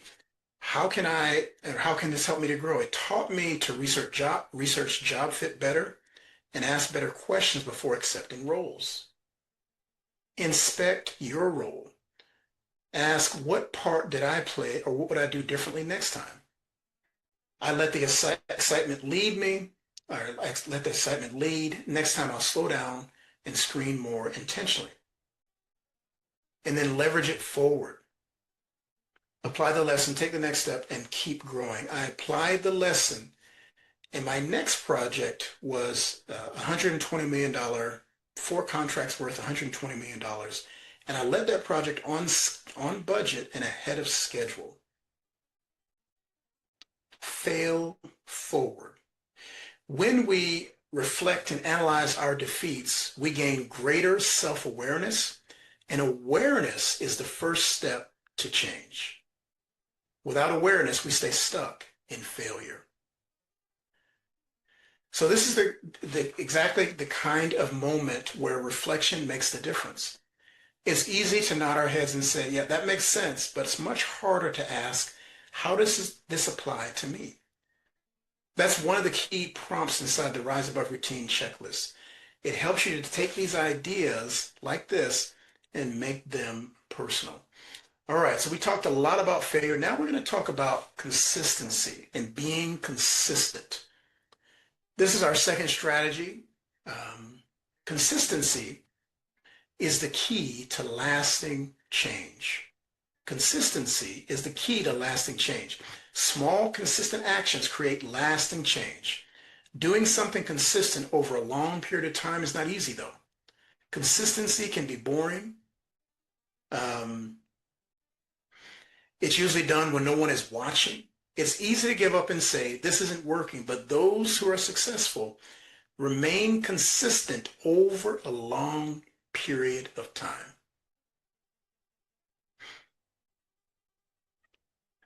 So I'll share my weight loss journey. When I started a new job, I was traveling weekly and enjoying lavish meals. I had bacon and eggs for potatoes and pancakes for breakfast. For lunch, I would have sandwiches and fries, and for dinner, I had steak and potatoes. In 6 months, I had gained about 40 pounds, and I realized I needed to change. So I started walking just 10 minutes a day. And I did that for about 3 months, and I gradually increased it to 20 minutes a day. Over time, I added drinking more water in smaller portions, and after 8 months, I had lost 50 pounds. This change didn't happen overnight. It was a result of consistent effort over time. You see, we can do a lot when we're consistent, but it's impossible to create lasting change in a day. Consistent effort over time makes a big impact. So in the chat, share one habit that you've stuck with that has made a positive impact in your life. Just one habit. What's one thing that you've stuck with over a long period of time that has made a significant difference in your life? All right, writing. Thank you, Lynn. Who else out there? What's a habit that you've stuck with over a long period of time that has helped you to become the person you are today? If I was to type in the chat, I'd say another one for me was reading. I read 30 minutes every day. Every day. That's Monday, Tuesday, Wednesday, Thursday, Friday, Saturday, even Sunday. Every day I read 30 minutes a day. And I've been doing that for years. So reading, I see that professor says reading and being inspired, studying, reading, thank you. Yes, these are all good, thank you. Okay, very good. So I want to share a golf example. Sometimes I like to share sporting examples because it kind of pulls things out. And this example will show you how consistency compounds over time. So don't worry so much about the graph. Let me tell you a story, then I'll explain the graph to you. So this example about golf is the importance of remaining consistent even when we don't see visible results. That's the hard part of consistency, is we don't see visible results right away. So imagine a friendly game of golf between John and Mike. They're seasoned friends and avid golf enthusiasts. They decide to add a little excitement to their game by placing a wager starting at 10 cents and doubling the bet with each hole. What started as a casual bet soon turned into a remarkable lesson on the compounding power of consistency. As the game progressed, Mike displayed unwavering consistency, winning hole after hole. It wasn't until he had won consistently for 12 holes that John began to notice a significant difference in the stakes. With each victory, the stakes doubled from 10 cents to 30 cents, then to 70 cents and so forth. By the time they reached the 18th hole, Mike's accumulative winnings had grown exponentially to an astonishing $26,000. This shows the compounding effect of consistency. So let me just share with you. I'm going to get the pointer out here. You see these first holes, it's pretty, there's not much of a change when you look at these first holes here. But as you get into the, 800, 1600, 3200, 6400, and then you eventually get to the 26,000. There's not much of a difference in the first 10 holes. You know, one of the things that I think we get confused in is that we think that intensity is what makes the difference. But no, it's consistency that matters. Consistency over a long period of time is what makes a significant difference. And you can see this in many different areas of life. You can see this in financial investments. If you invest over a long period of time, you're going to have a greater return. You can see this with weight loss, as I shared. There's so many different examples that this works in. Now, I want to show you a tool that's going to help you in your consistency. I call it the I Can principle. The I Can principle. And I want to share, this is a simple tool, but it's simple but powerful. And I learned it from a good friend and fellow coach named Gary White. It's called the I Can principle. And it's designed to help leaders, innovators, managers, teachers, entrepreneurs, whatever you do. If you want to see change or increase your influence, one step at a time. So I want you to engage with me now. Instead of saying I can't, I want you to start saying I can. And I want you to actually do this because we're going to practice this throughout this slide. Say I can in the chat. Put that in big, bold letters. Put that in huge, capitalized letters. Say I can in the chat. I want you to get used to saying that. I can. I can. Thank you, Professor. Thank you, Oksana. Thank you, Lynn. I can. I want to hear from you. I want to hear from others. I can. Just put that in the chat. I can in the chat. Now, this is an acronym. This is an acronym. Now, the I, it stands for inspire. Inspire. Now, you have to start by inspiring yourself. You cannot lead others until you first lead yourself. And the question you're going to ask here is, what transformation do I want to create?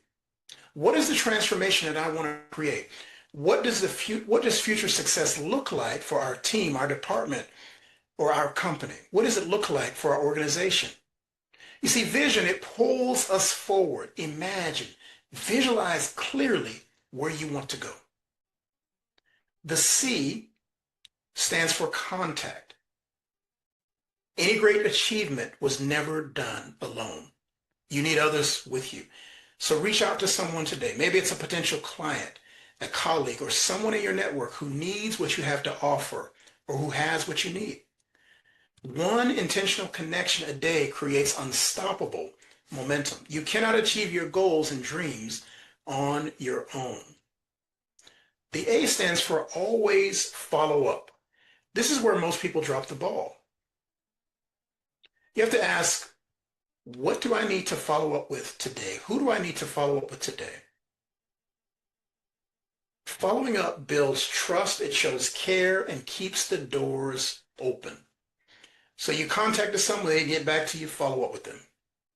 And this is something that you're going to practice on a daily basis. And I would recommend that you practice this for 30 days.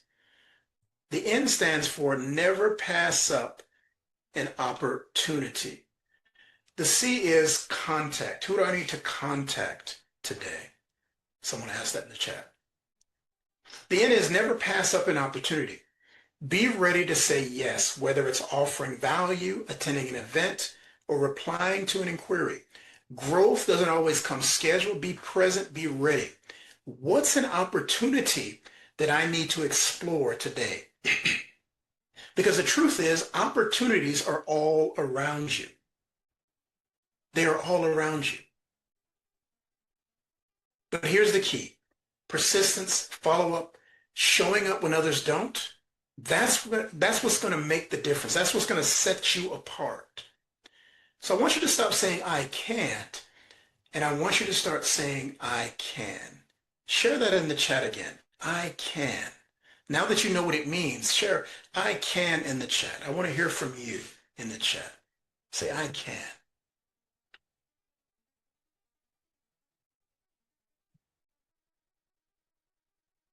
There we go. Thank you, Oksana. I can. I can. That's right. She says, I can and I will. Thank you. Thank you. Yes, I can. Very good. Very good. Okay. All right, I have one final key. Thank you, Eric. I can. Can someone help me to write down the meaning of I can? All right. I'll get someone to type that in the chat. It's an acronym, but it means inspire, contact, always follow up, and never pass up an opportunity.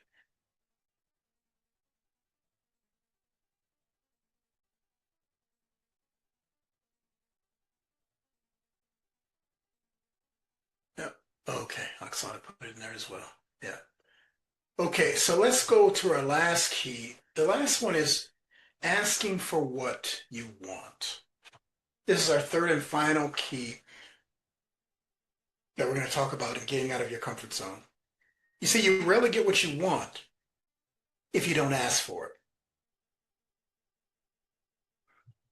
I want to share a story with you about a time I almost talked myself out of an opportunity. I wanted to ask a VP at the company I worked at if his team needed coaching. So I reached out to his executive assistant and scheduled a meeting. The problem was the meeting was 2 weeks out. And for 2 weeks, I thought about canceling the meeting. What if he says no? What if he thinks it's a stupid idea? I had all of these doubts in my mind, and I almost sabotaged myself.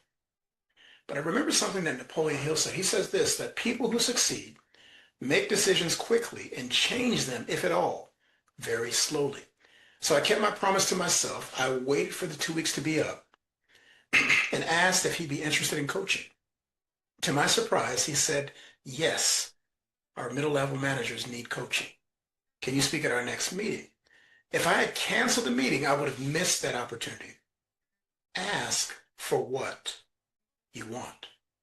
Ask for what you want. Oprah Winfrey said this. She says, what we get in life is what we have the courage to ask for. Don't let fear hold you back. Remember, these are just signs. Ask for what you want. The worst someone can say is no, but the best could be life-changing. Give yourself the opportunity for someone to say yes to you by asking for what you want. So ask for what you want. Don't answer the question for them. Ask for what you want. Ask for what you want. So question for you here is, where in your life do you need to ask for what you want instead of hoping that others will notice? Is there an area that you've been procrastinating on and you need to step out and you need to ask? You can write that question down for later. I'm not going to ask you to put that in the chat, but write that down. What is something that you've been hesitating on that you need to step out and make that bold ask? What is that? Is there something that you need to ask for? You can write that down and then you can come back to it later.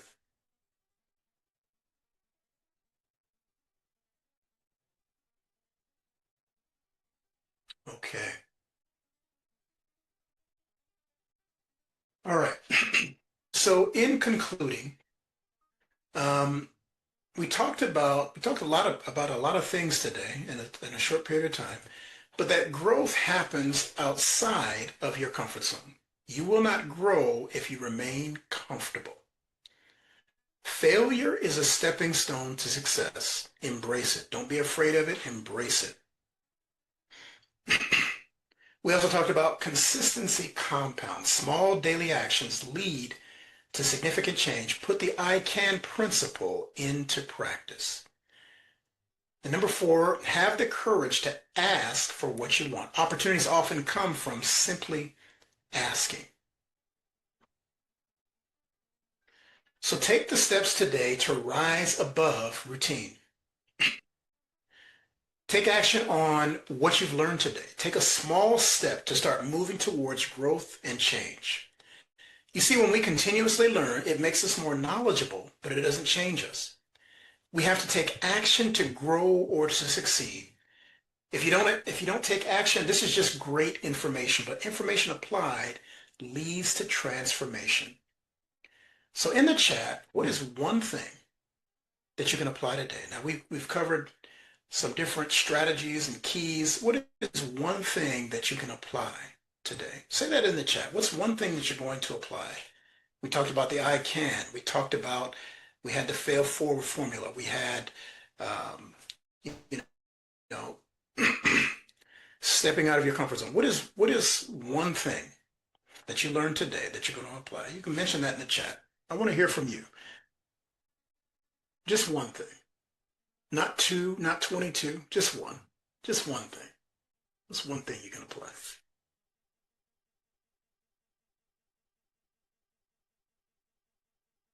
Okay. Oksana says, asking for what I want. Lynn said, not to remain comfortable. Krista said, inspire. Thank you. Yeah, these are all good. Embrace fear and step out of comfort zone. That's good. Very good. Yeah. Here we go. All right. Thank you all for sharing. So, I did say during the session, and I got you thinking about areas where you may be stuck in routine or ready for growth. I'd love to give you a free copy of my Rise Above Routine Self-Reflection Checklist. This checklist will help you recognize where you've been stuck in routine. It'll turn recent failures into learning moments instead of regrets. It encourages you to ask for what you want instead of shrinking back. So you can go ahead and take a picture or scan the QR code. You can grab that, and it's going to help turn these insights into real action. Okay, so you can grab a copy by scanning the code. And before you get it, there's a short survey that you're going to need to complete. There's a very short survey. And I'll let you go ahead and do that, and I'll if you are bold enough, you can take yourself off mute. I want to ask you, or you can mention this in the chat as well. What stood out to you today? What is something that stood out? If you're bold enough to take yourself off mute and mention it, but if you're not, do you see the QR code? You guys don't see it? Weird. Okay, hold on a second. It's on the right-hand side. Sorry, bear with me here for a second.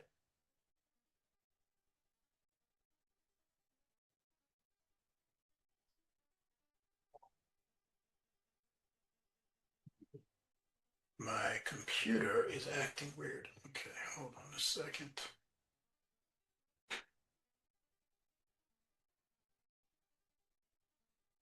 I think, give me 1 second. I think my PowerPoint may be, okay, now that's working. Yeah, my PowerPoint may be frozen. Okay.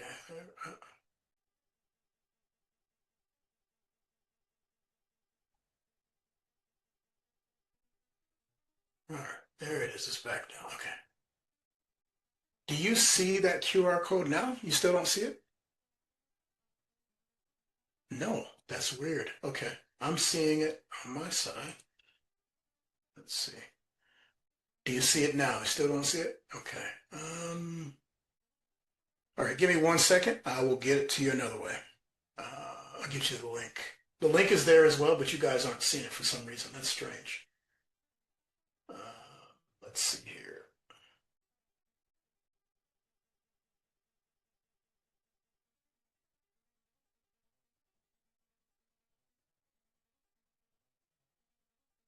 And here we are. So just bear with me for a moment and I will get it to you. Okay, so here we go. There is the link. For some reason, you're not able to see it. Does everyone see the Rise Above Routine self-reflection checklist? There's like a little image. Do you see that on the screen? No. Okay. That's strange. I don't know why it's not showing. Unless the screen share stopped. Okay, let me see one thing. I'm going to try one thing here.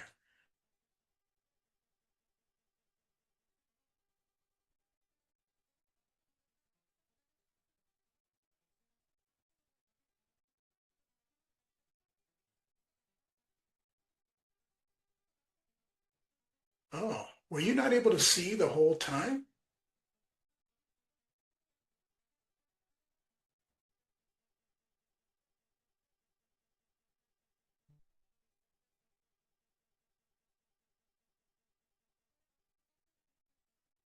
Yeah, I don't know what's wrong with it. It's just not. Oh, there it is.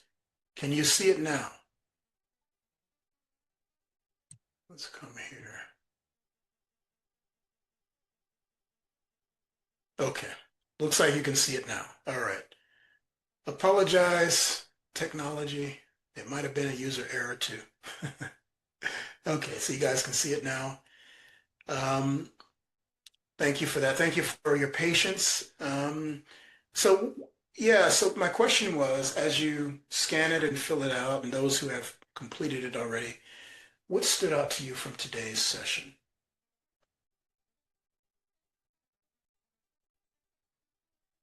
Yeah, it does. It does, Coach Jay. It does.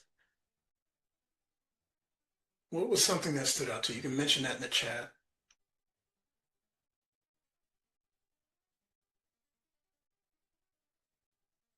I know some folks are still filling out the QR code and getting the survey.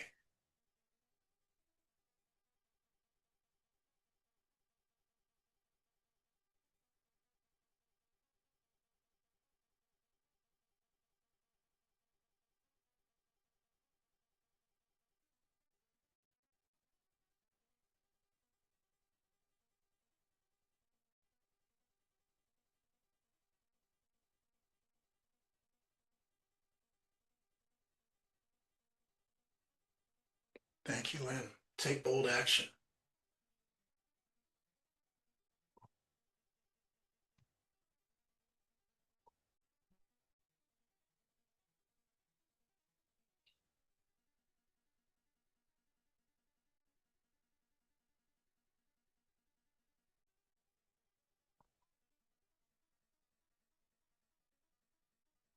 Okay. I think that's pretty much wrapping up the talk for today, unless there's anyone else that needed it.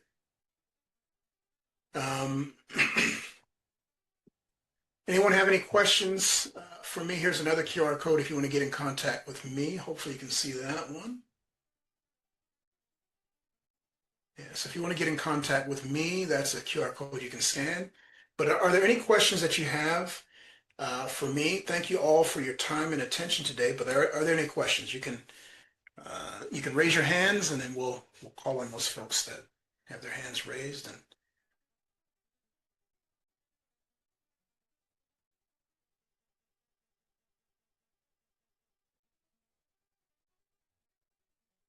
any questions?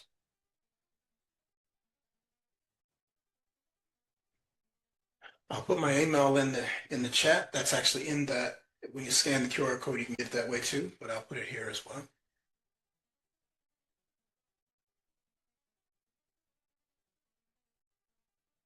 Okay. That's my email there. Yeah, so any questions anyone has?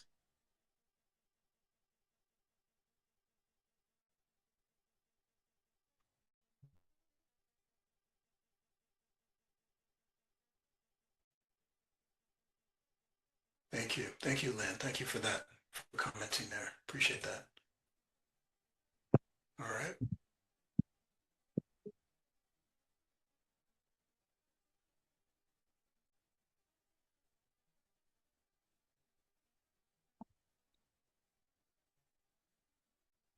Hopefully everyone got the QR code there. I'll stop sharing. Okay, good. Thank you. Yeah.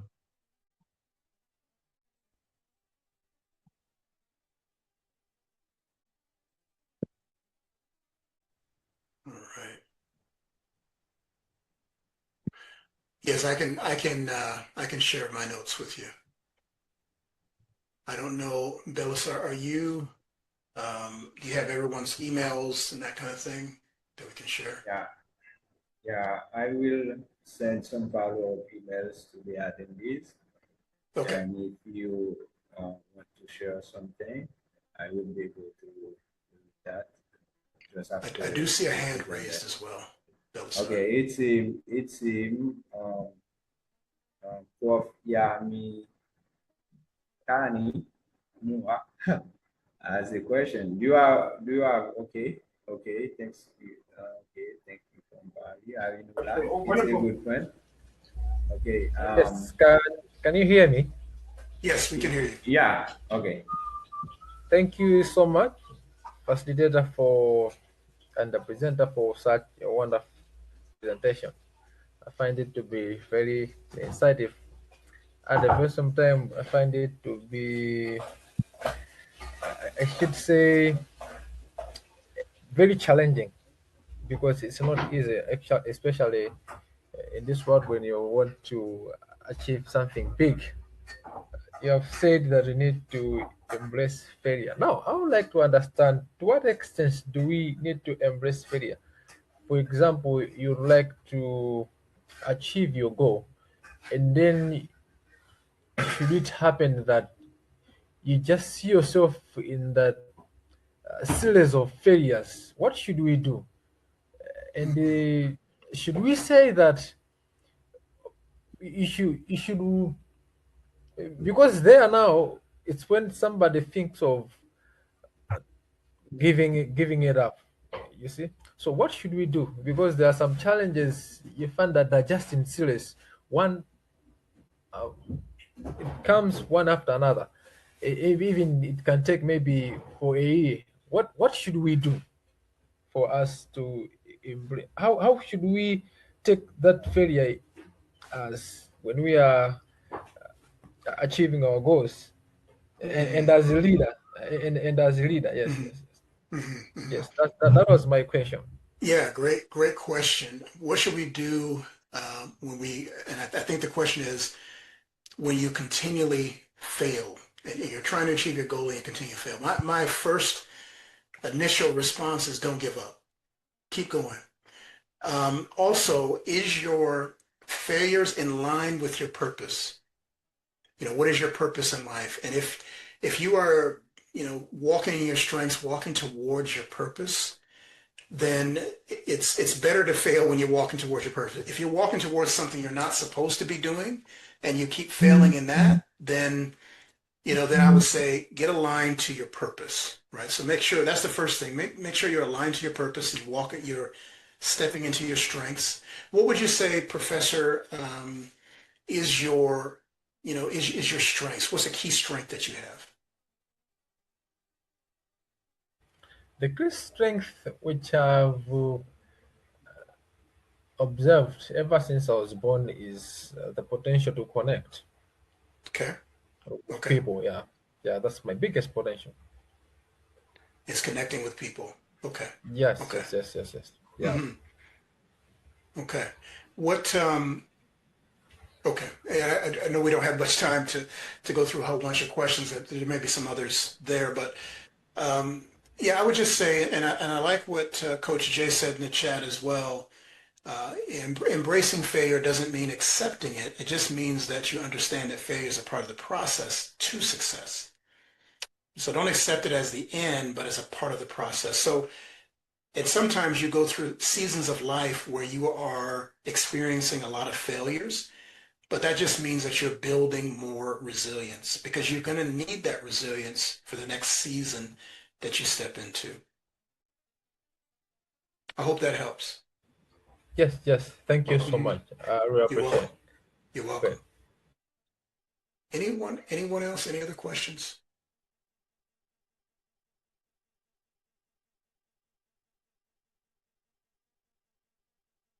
Okay, Belisar, I'll hand it back to you. That's all I have for today.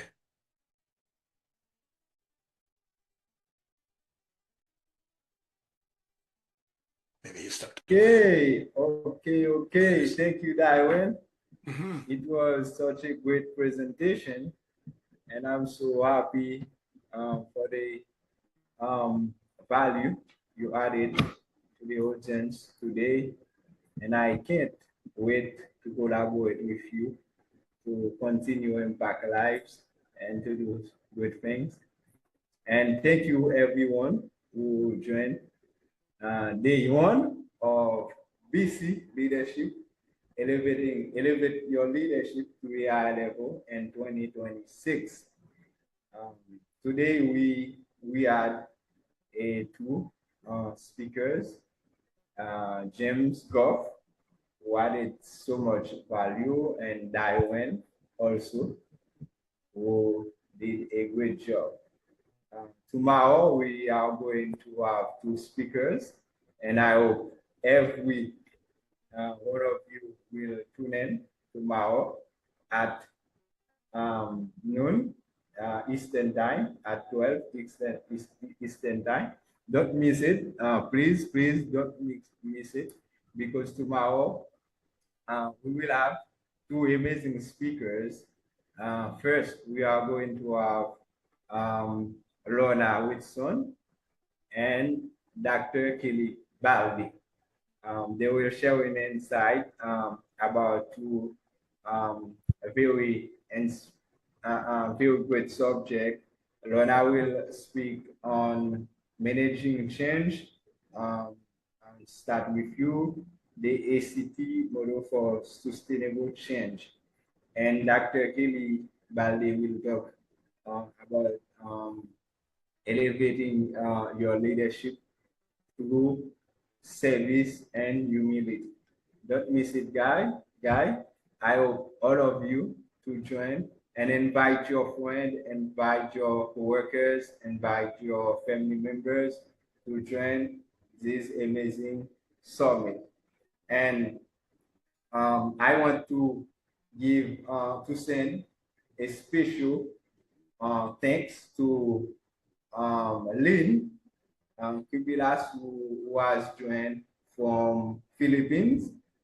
Actually it is 2 a.m. in Philippines now. You can see the sacrifice. Wow. She has made to join. That's very interesting. And also, she will be our moderator for the sessions tomorrow. That will be amazing. And also, I want to thank you everyone who joined. Everyone, I don't call you by your name, but I see your name, and I want to see you again tomorrow. And also, to close our session today, I want to acknowledge our partners, which is BC Business Group, Chapel Brown's Leadership, Daiwen Coaching Services, and ClickMatch HT.